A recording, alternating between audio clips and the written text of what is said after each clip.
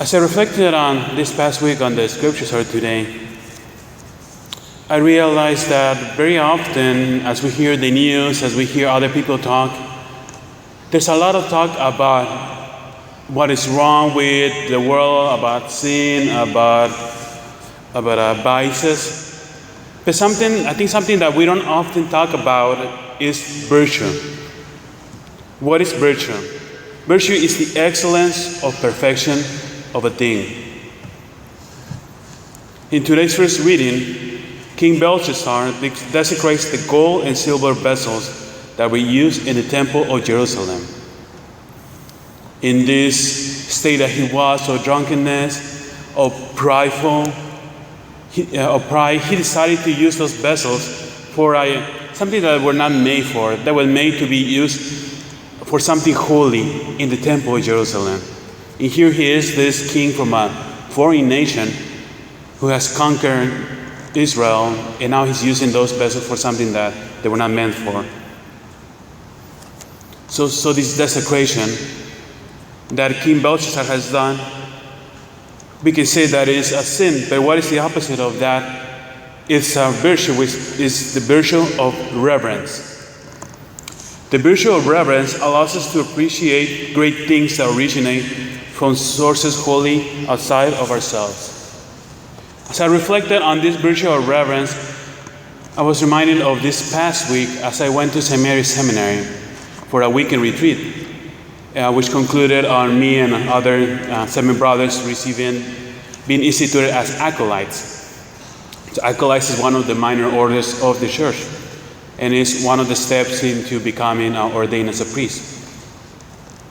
And something that really struck me as I listened to this preparation that we're giving us, Father Finio, who's one of the spiritual directors, brought with him a box, and when he opened it, he revealed that inside that box was a chalice and a paten, which is where his personal vessels that he uses for Mass.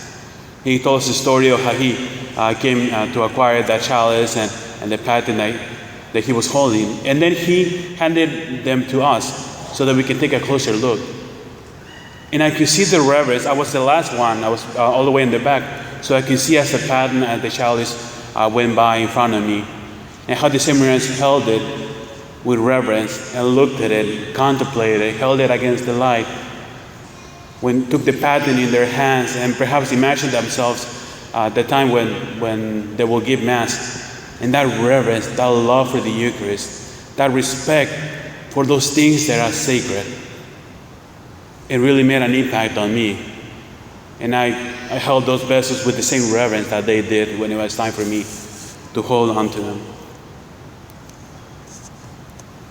And when we were instituted as acolytes, Bishop Daniel Garcia, the auxiliary bishop from Austin, was the one who celebrated the ceremony. And the way it works is that we walk down the aisle and then we kneel in front of him. And then he puts on our hands either a ciborium with host that will be consecrated, or the chalice. And he says to us, "Take this vessel with bread for the celebration of the Eucharist. Make your life worthy of your service at the table of the Lord and of His church." And we respond, "Amen." These vessels for the bread and wine are consecrated, are set apart for a holy purpose.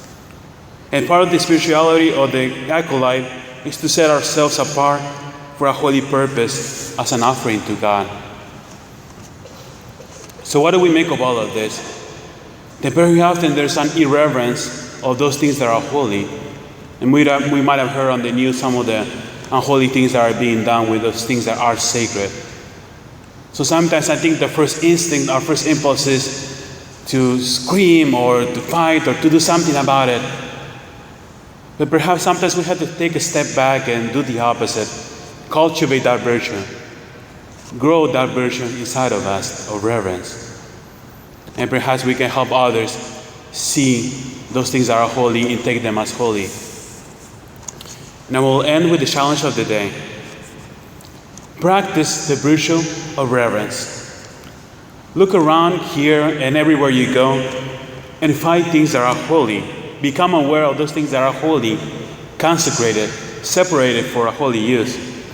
The statues, the crucifix, the candle, the altar, a Bible, a rosary, and so on. And find one or more things and find their meaning behind them. What does it mean? Look at those holy things. What do they mean? Are they there just for decoration? Or do they have a deeper meaning? And look up their meaning. And if you don't have a holy object in your house, I strongly invite you to buy one, have it blessed by a bishop, by a deacon, and keep it in a special place in your house. So every time when you walk by that holy object, you can practice the virtue of reverence by opening your heart to the love of God.